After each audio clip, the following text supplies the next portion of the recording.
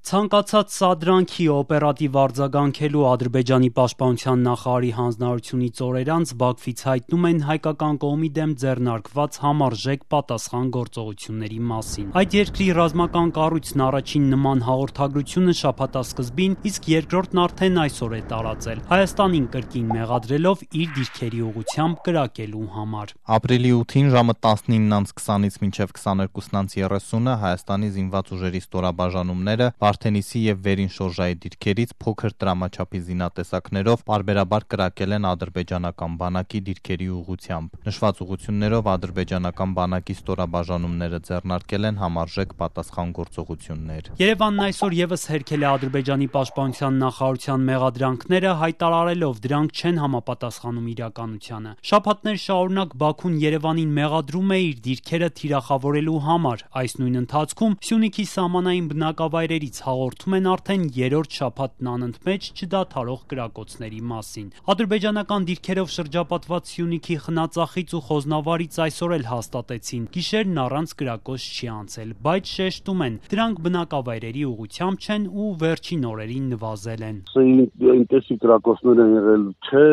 ամեն մի դիրքից մի քանի հատ փոփուշա կրակվել, ավելի քիչ են կրակում։ Եղել է էլի կրակոցներ եղել է։ Նույն ժամը, նույն ձևի։ Կրկին էլի օդ են կրակում եւ ոչ գյուղի ուղղությամբ։ Երեք նաև Տավուշից ու Գեղարքունիքից էին Ազատությանը հայտնել վերջին օրերին հնչած կրակոցների մասին։ Այսօր արդեն նույն բնակավայրերից փոխանցում են, որ անցած գիշերը խաղաղ է անցել։ Սահմանային կրակոցների ֆոնին այսօր հայտնի դարձավ, որ ականի պայթյունից զինծառայող է վիրավորվել։ Ազատության տեղեկություններով դեպքը Գեղարքունիքում է եղել, բայց թե ինչ հանգամանքներում պաշտպանության նախարարությունը մանրամասներ չի հաղորդում։ Ռազմական կառույցից երեք հայտնել էին, որ ապրիլի 8-ից 10 ընկած ժամանակահատվածում Տավուշում են իրականացնելու սահմանազատման ընթացքում վնասազերծված ականների պայթեցման աշխատանքներ։ Գեղարքունիքի մասին խոսք չկար։ Բաքվի մեղադրանքներն ու սահմանային գյուղերում կրակոցները հաջորդում են հայ-ադրբեջանական խաղաղության պայմանագրի տեքստի համաձայնեցմանը։ Ես կարծում եմ, որ Ադրբեջանը փորձում է մի կողմից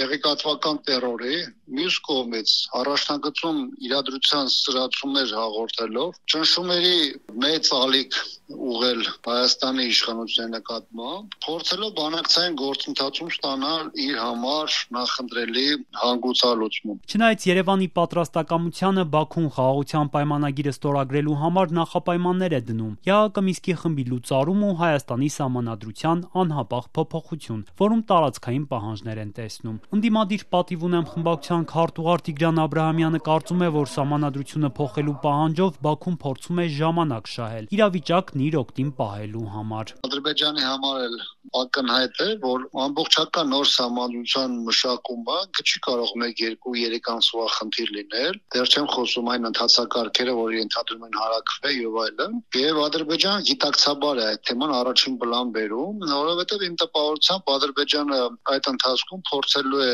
այլ դրույթների մասով հասնել իր համար նախընտրելի հանգուցալուծումների եւ ընդհանուր արդյունքում բերել նրան, որ Հայաստանի իշխանությունների փաստաթղթերի ստորագրումը կամ մնացած կետերով Հայաստանի հետ համաձայնություններ ունենալը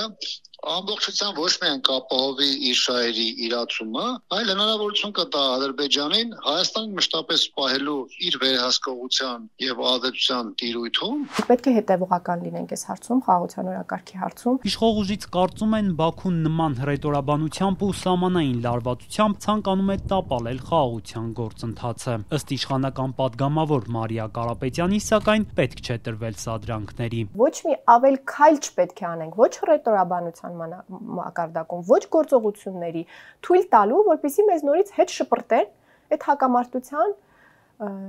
հակամարտության հին դինամիկաների մեջ, որի մեջ տասնամյակներով Հայաստանը տենց